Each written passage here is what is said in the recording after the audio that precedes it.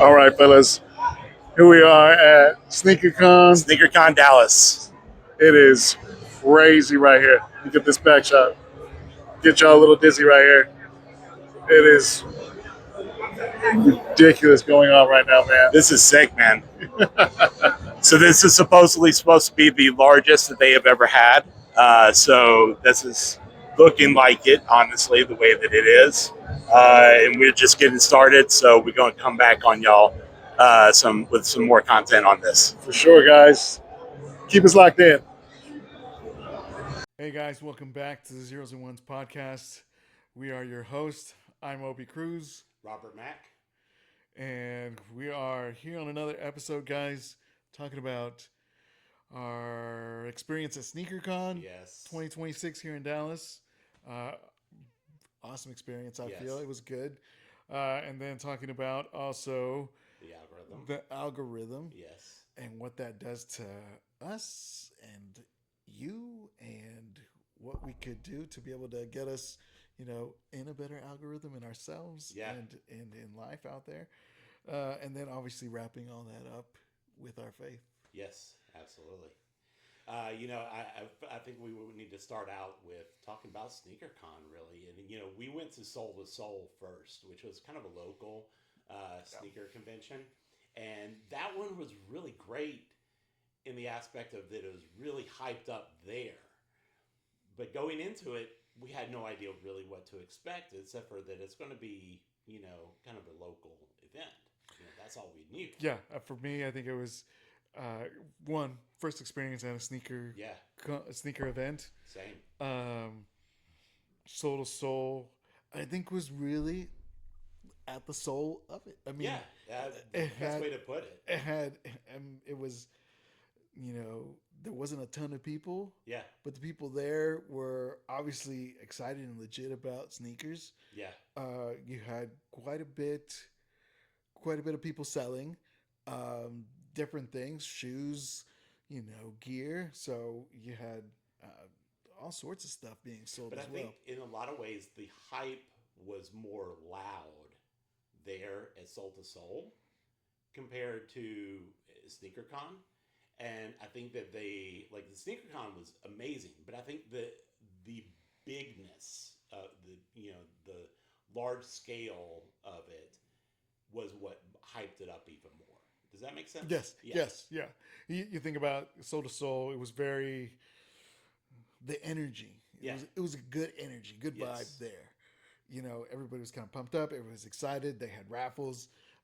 It was exciting to see the people win, and excited to be able to be there. Okay, did I get in? Did I win? Did they call my ticket? And so I think that kept up that excitement and that hype, and the DJ, going and doing his thing. Great job there. And so that energy and that excitement kept it pumped up. Yeah. While SneakerCon, It has the following. Yeah, it was larger. Obviously, more people selling all sorts of stuff, but the vibe was more chill. Yes, it really was. But I think it was really cool to be able to see some of the same faces that we saw at Soul to Soul. Yes.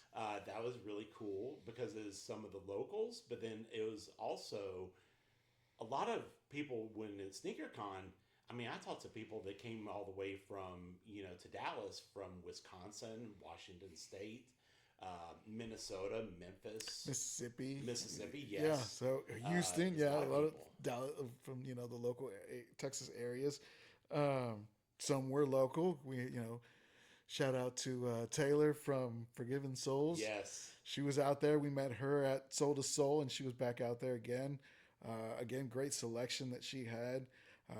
For me, I was looking for a certain pair of grails. Yes.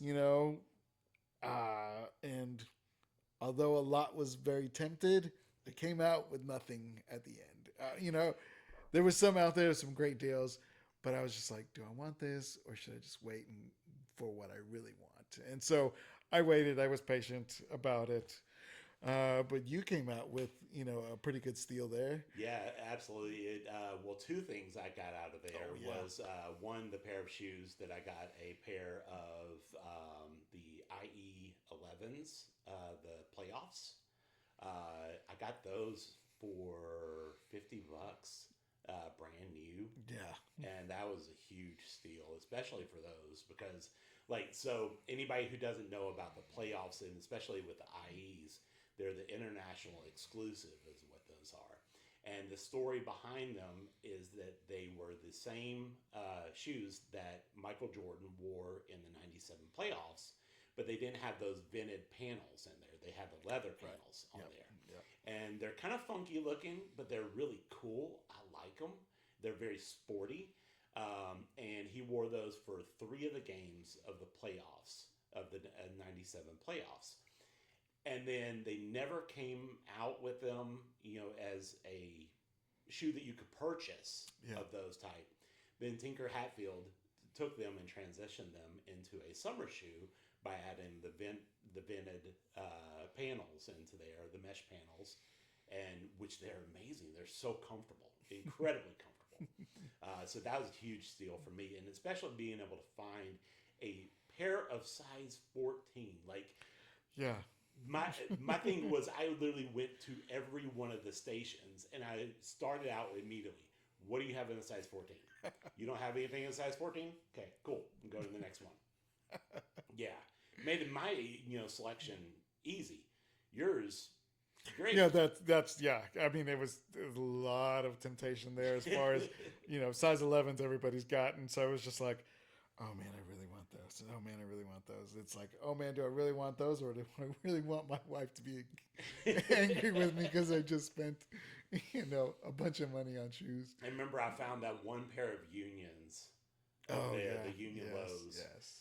And oh my gosh, I was so wanting those. Remember, he was starting out I think 200 is what he was asking for them. Yeah. But then he was like, "Well, hey, us big guys got to stick together, and I wear the same size. Yeah. So tell you what, I'll cut it down to 160." And I'm like, and that was at the top of your budget. Yeah, that was at the very top of my budget, and I just couldn't do it. I couldn't do it, even though I wanted to. And he was, man, I'll tell you what, that guy knew how to sell me in that and be able to hit that little, nerve in me. Yeah. To notice, hey, you know what? He's a very rare size, and he's a big guy. He has to have these, kind of thing. I'm going to go a little bit extra. I'm going to go a little bit extra. I'm going to go a little bit more. And I'm going to just hit into that knot, that little nerve, I guess, Yes. Yeah. And I think that's the biggest thing for me. I was like, you know what? I would do deals with him in the future. Yeah. I really would not have a problem. And I, got his information and might have to actually do some business with him. But I think, going into these things, I think there's a lot of, one, you have to have quite a bit of integrity while you're doing these things. Yes. And there's a lot of trust there. You're going in trusting that these are authentic. Yes. These are the real deal. I'm getting a good price, not both winning, he needs to sell his shoes and you want a new pair of shoes. So I think it's a good thing to be able to see that and to be able to know your word is your bond out there. Absolutely. If something goes, if you go and you go get them authenticated, because they have free authentication there. So that was good. But I mean, if you do that, you buy it and you go get it authenticated and you come back and you're like, hey man, these aren't real. You've lost all trust for that guy. And then shout out to their, sneaker authentication like that. I can't remember what her name is, but good night. She knows her stuff. Oh yeah. We were watching her and she was like, yeah, you see this, this, and this, blah, blah, blah. And I think it was on a pair of Travis Scott's. Yes. If I remember correctly. Yeah. And she was like, this is good. This is good. No, the smell is off. And I think she said something also about the positioning of one of the panels or something like that. She knew everything to the fine details and was able to say that they were not good within a matter of minutes. Yeah. That was insane. No, I think even in some it was less than a minute. She would just automatically look at it and just be like, nope. It was wow. And then she'd be like, look at this, look at that, look at that. And so I think for one, like if you do that Yeah. and they're legit, you're like, wow. I think she had a pair of the Christian Dior Jordan ones, Yes. I saw and I those. think those were the ones that were fake. Yes. Those Travis Scotts, I think those were fake too. Yeah. Um, but I mean, there are some where it did take her a little bit, Hmm. and then but like you're using all your senses, your touch, feel, smell. You know, I'm surprised that if she were to like lick a piece of leather and be like, nope, that ain't it. No, it doesn't taste like this. It's like that. I mean, even sound, hitting the bottom Yeah. of the shoe, you're like, what does that sound? And so I think it's a great deal for us, Yeah. in our worlds that we need to stay true to what we do and what we say. Yes. I think a lot of it, for me, as far as family goes, Yeah. let's say what I have to walk the walk and talk the talk Absolutely. out there, and so kid wise, like they're looking at what you're doing. Are you saying what you're doing? It's so funny that like our kids are like they're listening when we think that they're not listening, and then they're not listening when we think that they yeah. are Oh, or that they should be. no, But but yeah. I think it's important to be able to show that to them. Yeah. Our video has to match our audio. Exactly. And if we're not doing that, like, why am I going to listen to you if you're Right. over here doing this? Whether it could be something, innocuous, or it could be something really important that, if they see you drinking and driving or getting drunk, and they're like, well, you're telling me not to drink and Exactly. drive, and you look at what you're doing. And it's like, that's, I think those are big deals. Or, getting angry at something, and it's like, but I see you get angry at that. Yeah. Like, how can I? We're very much models to them. And so Absolutely. I think it's an important thing to be able to know and see, like, hey, we've got to be able to have that. And our yes is our yes, our no is our no. Yeah. And sticking to our guns, even though at times it's like, I'm going to take the tablet away. And that's like, but that's the only way I can only keep you quiet, and I can do whatever I want to do, but now I have to entertain you, or, Right. but I think it's a good thing to do. Yeah. It's just in our worlds, in our homes, at work, obviously, but it's, we got to do it. Absolutely. I mean, and it goes even into one of our other topics that we're going to talk about, the algorithm. Like you look at it like with the algorithm, and especially with social media, that you can mention one thing, as we were talking about earlier. If you were to talk about that, you saw a pair of swim trunks that were yellow and had cherries on them, I can guarantee you, then about 30 minutes, you're going to see a feed pop up on swimwear, and then it's going to be a picture of those, swim trunks. Like, I mean, it's going to happen, and Yeah. that's just how strong the algorithm is. And I think that's tying in even with our kids, that they are listening to all the things, even when we are thinking that they're not. They're listening. They're looking for that example to show them the way that they're supposed to go, and what we are supposed to do as parents. Teaching your kids in the ways that they should go, and when they get older, they're not going to depart. And so I think that's one of the biggest things, is that there's power in the words that you say. You know, the algorithm is listening to that kind of stuff all the time. Or even like if you look at with the power of, with social media and how the algorithm works. I recently was told during a seminar, my wife went to a seminar and watched this, and listened to this, that they said that if you post more within 24 hours, more than one time, that it lessens the algorithm. And so your stuff, your content being able to get out there, it's not going to get out there as much. So, it's a very powerful tool if you use it in the right manner. Just like with our kids in our walk and everything that we do, it's a very powerful tool if we use it in the right manner. we're adding to their algorithm. Exactly.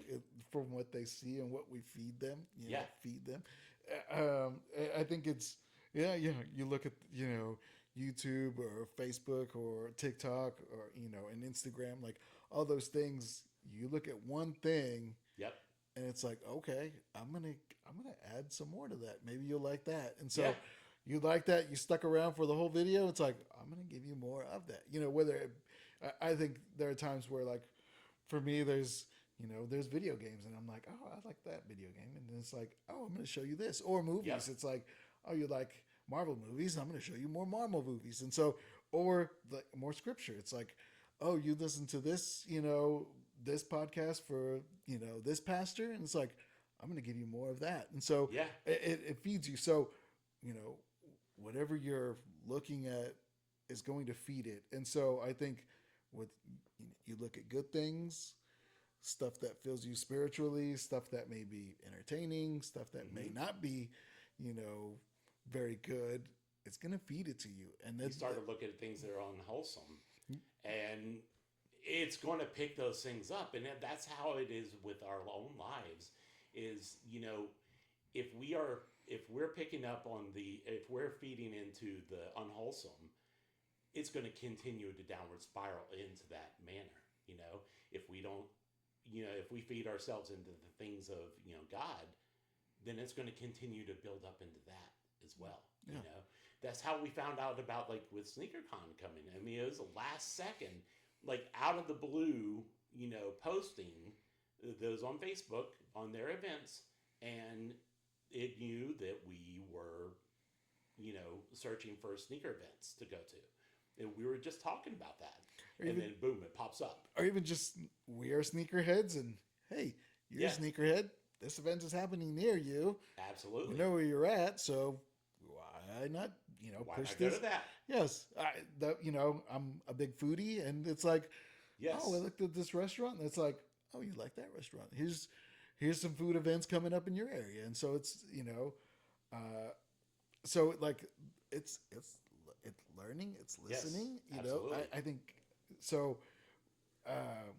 We're if and same thing going into our bodies. If you're feeding it unhealthy stuff, you're going to produce unhealthy things. Absolutely. In that. And so unhealthy habits will create an unhealthy person. So, Yes. so healthy habits, if you're able to and do that, like change what you're looking at, really Yes. focus and take a look at, like, hey, is this helping me? Is this making me healthy? Or is this just the enemy wanting me and tempting me into looking at, these things?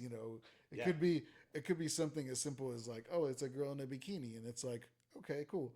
But then it's like, I'm going to show you something a little more skimpy. Yeah. And it's just like, whoa, like, where am I going? That's now a rabbit hole that we're going Exactly. into. And so it's like, we've got to be able to change that. And, like, I don't want to see these things anymore, and change our algorithm, change our mindsets, and Absolutely. and have one. You're not going to be able to do it by yourself. That's why you got God to give you the Exactly. strength for that.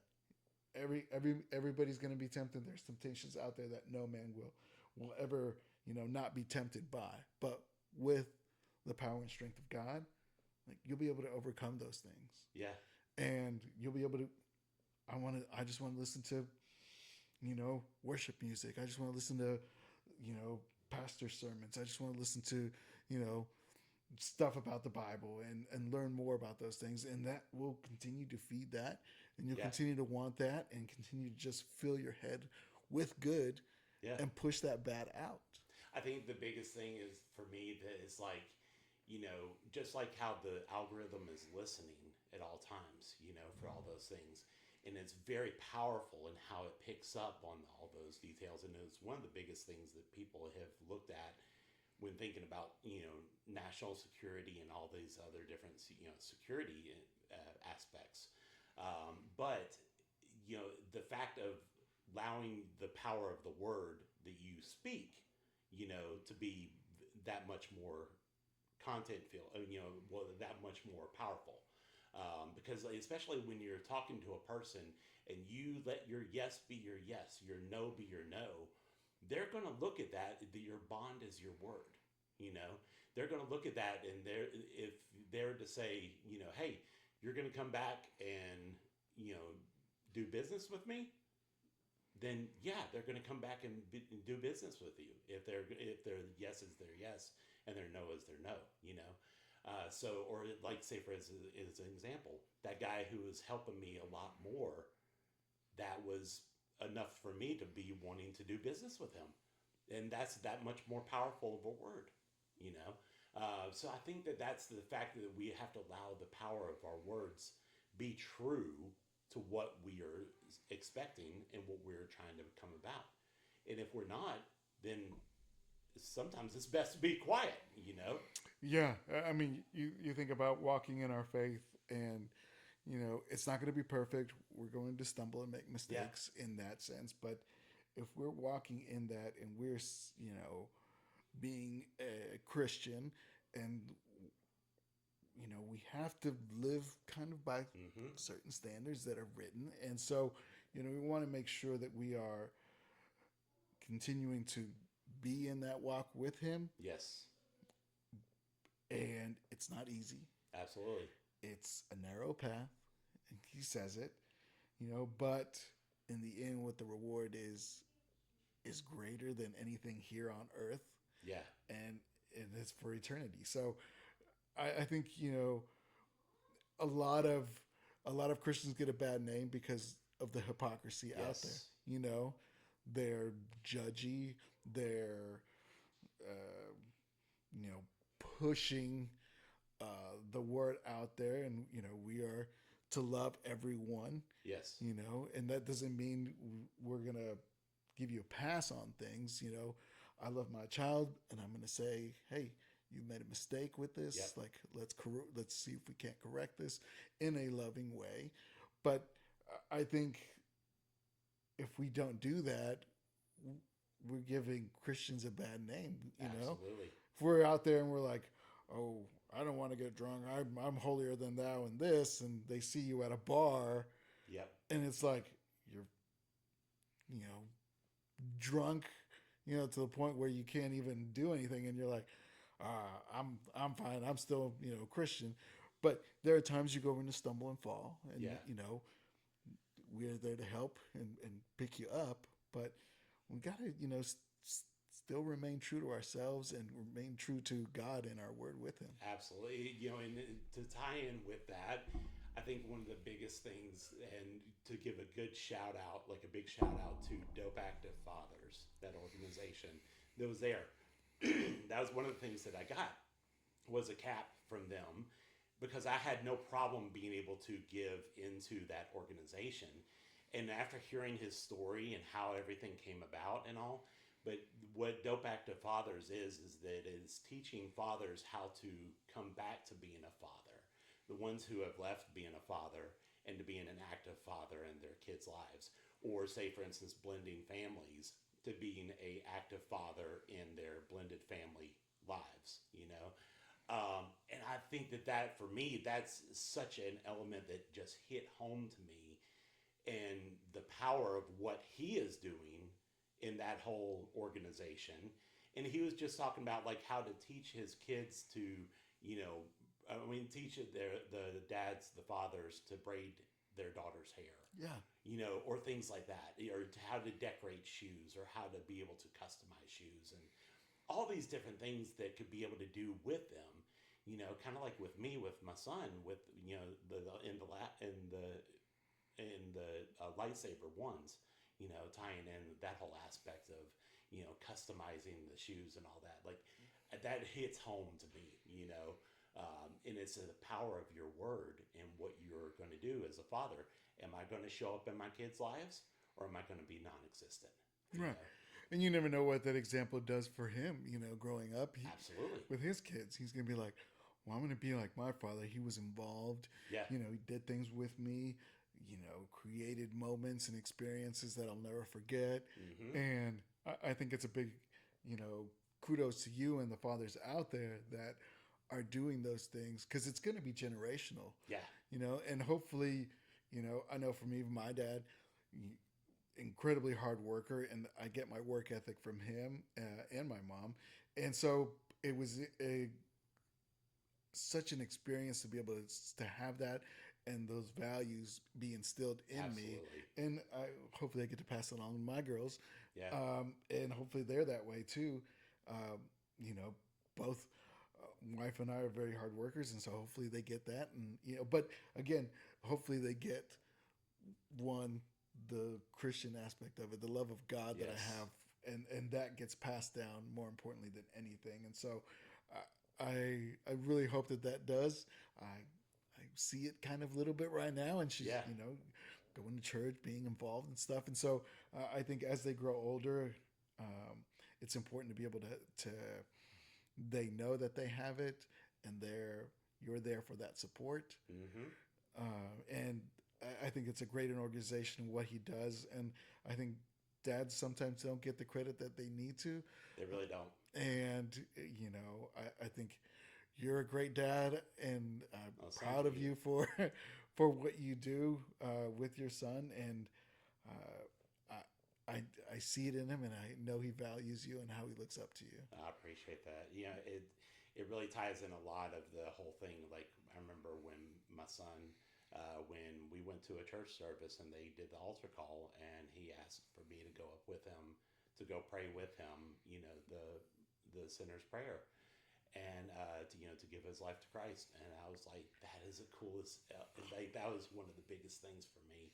But even bigger than that, I remember that when he wanted to get baptized, he asked me, would I be the one? Because at our church we get to baptize, our kids, or whoever it is that is the leader in their life or whatever. And he had asked me, he was like, can you be the one to baptize me? And I'm like, oh man, I'm trying to fight back the waterworks. Your eyes are sweating. Absolutely. But no, I think it's again. I got to experience that. Both my wife and I got to experience that, and I think there's nothing that fills my heart and makes my eyes sweat for that stuff.